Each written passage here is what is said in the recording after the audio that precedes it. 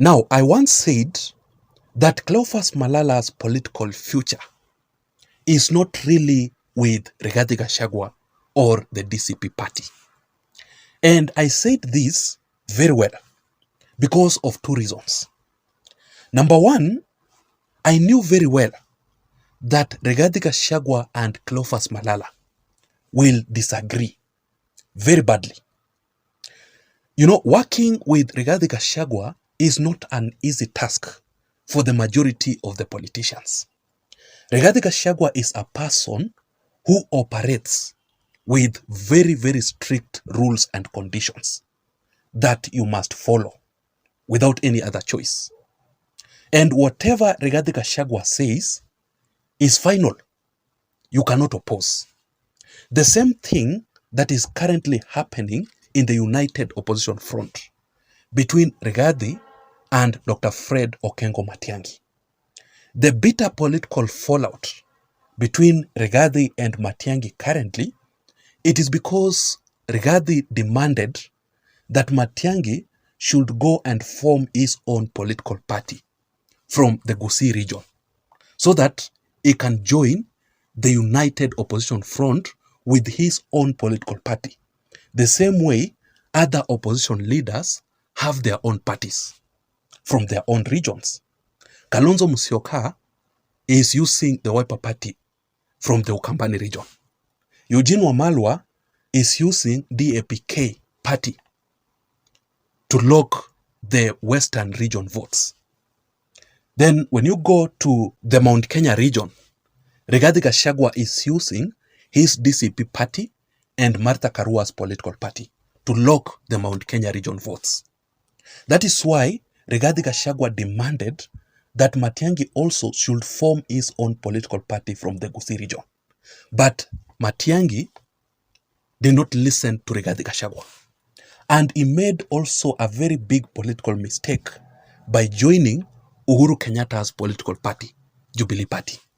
That was the beginning of the bitter political fallout between Rigathi and Matiang'i. And trust me, Rigathi and Matiang'i will not work together in the United Opposition Front until when Matiang'i will form his own political party. That is Rigathi Gachagua's rules and conditions within the United Opposition Front. So the same thing is happening between Cleophas Malala and Rigathi Gachagua in DCP. Number two, Malala's political future is not in DCP or with Rigathi Gachagua because Cleophas Malala wants to become the governor of Kakamega County. And truth be told, DCP is not popular in Western region, specifically in Kakamega. And Cleophas Malala does not want to lose that particular seat the same way he lost in the previous 2022 general elections. So Cleophas Malala will not use DCP party to contest for that particular seat because he knows that he will lose terribly with an unpopular political party. Not unless if Rigathi Gachagua will agree to give a free party ticket to Cleophas Malala to use during the elections. That is the only condition. Otherwise, Cleophas Malala will not use an unpopular political party to lose the elections. Fresh details have emerged that Malala is currently not in good terms with this boss, Rigathi Gachagua. And this is actually the second time that Cleophas Malala and Rigathi Gachagua are confronting each other publicly. You know, when they confront each other like that, it means that Rigathi and Cleophas Malala have totally failed to solve their own issues, their own matters internally within the DCP party. That is why they must address each other publicly. Like, for example, the first time, you remember Cleophas Malala attacked Rigathi Gachagua badly because Rigathi Gachagua appointed Dr. Mukisa Kitui as the United Opposition Front spokesperson without the knowledge of Cleophas Malala. Cleophas Malala said very well that he will not support the appointment of Dr. Mukisa Kitui because he was demanding that that particular position should be given to a young person, the Gen Z. Speaking to Citizen TV, Malala said, quote, "My position on the choice of the spokesperson is that the united opposition deserves to demonstrate willingness in engaging with fresh youthful leadership that can propel the country to the next frontier of politics and governance, qualities which Dr. Mukisa Kitui is acutely lacking." Rigathi Gachagua, who was very, very frustrated with Cleophas Malala opposing him publicly, Rigathi went ahead and replied to Cleophas Malala very rudely, and he told Cleophas Malala directly, warning him that he should stop appointing more Gen Zs in his DCP party going forward. Na nimeongea na Cleophas Malala nikamwambia asikuwe na wasiwasi. Yeye anataka tuweke vijana wote tupu kila pahali. Hata pale kwa chama yetu ya DCP amejaza majenzi na millennial ndio wanatawala sisi pale.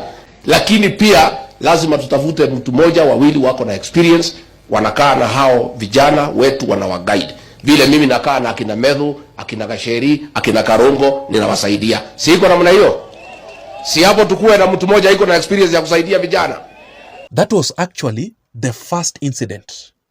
But after that particular incident, you can clearly see that Cleophas Malala was already showing signs of rebellion against his boss, Rigathi Gachagua himself. So in this case, that is why I'm saying that Rigathi Gachagua going forward must be very, very careful.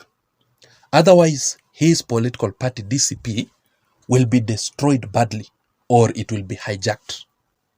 Now, this time round, Rigathi Gachagua has differed with Cleophas Malala again publicly over the withdrawal of the DCP aspirants from the party ahead of the upcoming by-elections. This is exactly what happened. All the DCP aspirants have officially pulled out from the party. Therefore, DCP will not field any candidate for the upcoming by-elections. And to make the matter worse is that all these aspirants, before they defect, they are blaming the leadership of DCP. When you go to the Star e-paper, the Star e-paper talked about this issue very well. And it said this, that blow to Rigathi Gachagua as aspirants ditch the party ahead of the polls. It says that the exodus exposes very, very deep cracks in DCP party that the former second in command is relying on to send a political statement ahead of the polls. This is actually a very, very big blow to Rigathi Gachagua because Rigathi was depending on the by-elections to prove a point that his DCP party is actually a very, very popular political party. For example, the recent case of the Magarini aspirant or the candidate who defected from DCP party just 2 months to the by-elections was blaming the leadership of DCP because he was really, really frustrated. He was being asked for money, millions of shillings, in order to get the party ticket. But the biggest part here, ladies and gentlemen, is that Rigathi Gachagua blaming his deputy on all this matter, it means only a single thing. It means that there is lack of trust between Rigathi and Cleophas Malala in DCP. There is sabotage of the DCP party among the leadership of DCP. That is exactly what Rigathi Gachagua is complaining about. And remember yesterday, during an exclusive interview at KTN, Rigathi Gachagua said that William Ruto has planted malls within his surroundings So could there be a possibility that there are Ruto's moles within the DCP party? If that is the case, then Rigathi Gachagua should also be very, very careful. Otherwise, let us wait and see how things will turn out to be between Rigathi and Cleophas Malala within a few days to come. I don't know what you think. I want to know your opinion in the comment section down below. What can you say about Cleophas Malala and Rigathi Gachagua in DCP party?